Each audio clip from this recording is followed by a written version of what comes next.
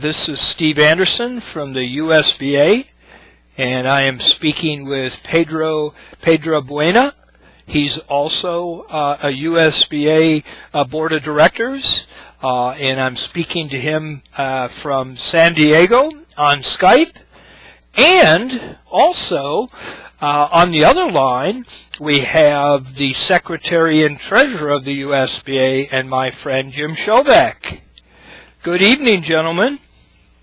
Hello. What's up, Steve? Hi, Steve. Hi, Jim. Well, Pedro, you're making quite a splash. You just came back from Cali and won the Pan American Championship. Congratulations to you. Thank you, Steve. Thank you very much. Just some statistics for those that are listening. Quite a impressive performance. You had a high run of 13. Your average for the tournament is 1.687, which is very solid. And your best game was 3.33. So that's incredible, and you won the the USBA National Championship this year, and you've won it 6 times. So wow, that's pretty impressive. What do you say, Jim? What do I say? What does Pedro say to that? Pedro, how hard do you feel that you have worked to reach the level you are playing at now? I've been practicing very hard, for the last 25 years. So, yeah, you can count the hours. It will be a couple of thousand hours for sure. Do you feel, Pedro, that that's what it takes, to reach that level? I mean, you have to work and practice and work and practice. Do you think that's very, very important? Yeah, I think work is the main thing. We all need a little bit of talent, smart enough to understand what's going on, but the work makes all the difference. Like everything in life. As much as you do it, as better as you get. I was going to ask, a question such as, in my experience playing, which has been, I don't know how long now. Was it like maybe 15 years, I think, since I first started playing at all, and maybe the last 9 or 10 years I've tried to improve my game seriously. And, I don't have 8 hours a day to do it. I wish I did. But I have seen an improvement steadily over a period of time, and it's because of the work I've put in. And I was going to ask you, there are a lot of players I know that have been playing for, many, many years, and, they seem to stay at, 450, 550, or even 750, and they don't improve. And I was going to ask you, why do you think that is? Do you think it's because of talent and ability, or do you think it's just simply because they don't, physically get down and work to improve their game? Yeah, that's a very difficult question. Maybe every case is different, but it's a difficult game.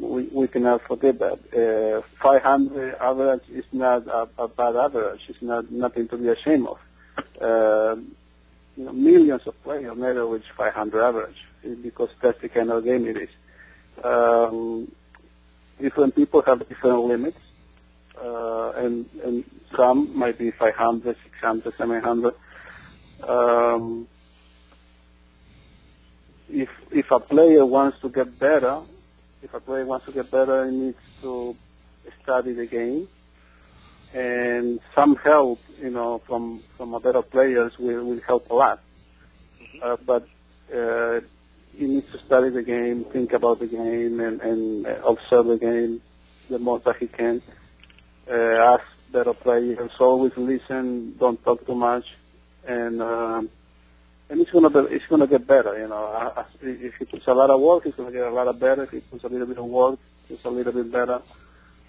But keep an open mind, ask the better players, and think about it. Try to see how to get better. Don't Sure. just play. Just try to think about it. Yeah. Well, you have an advantage. Matter of fact, maybe this is a good time to tell us about your place. You have a room in San Diego. What's the name of it? How many tables do you have, and how many hours do you practice on that table a week?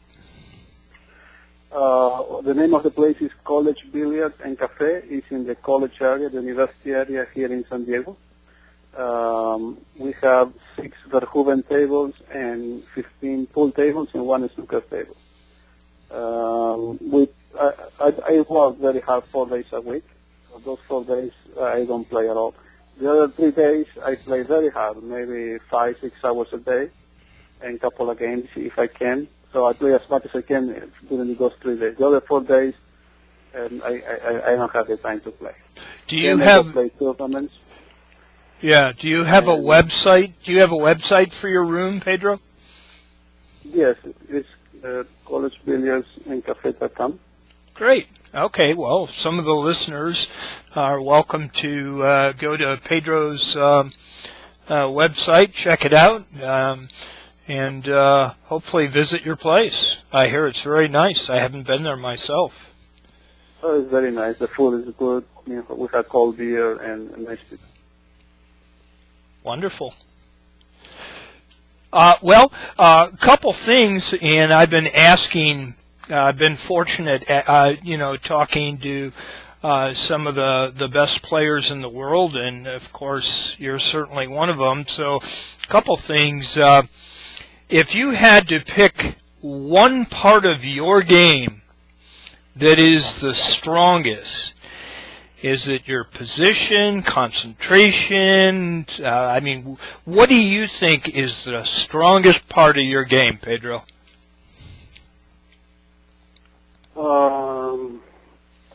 I think concentration is. I have a good concentration and a good discipline also. Sometimes it goes away. Sometimes it's not there, but when it's there, my concentration is strong, and that gives me a lot of confidence on what I'm doing. Yes. Is there an area that you think is a weak area, or something that you have to constantly work on to strengthen that?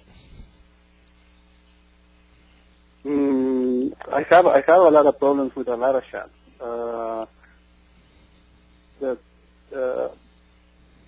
As much as I practice them, I get a little bit better on them, but it's going to take time. It's going to take time because, the kind of difficult shots and the way they approach them, it takes time. It takes time for me to get better. But I can see a little bit of improvement in those shots. Then the other thing that I would like to have would be a more powerful stroke.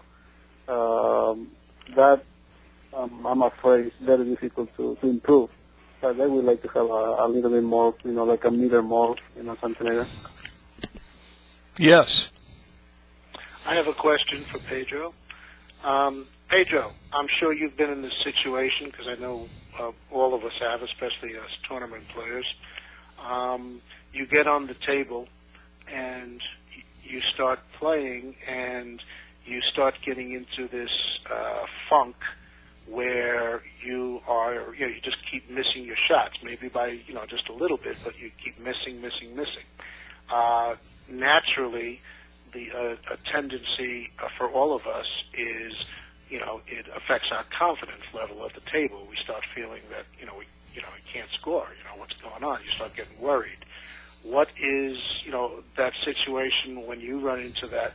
What is your thought pattern?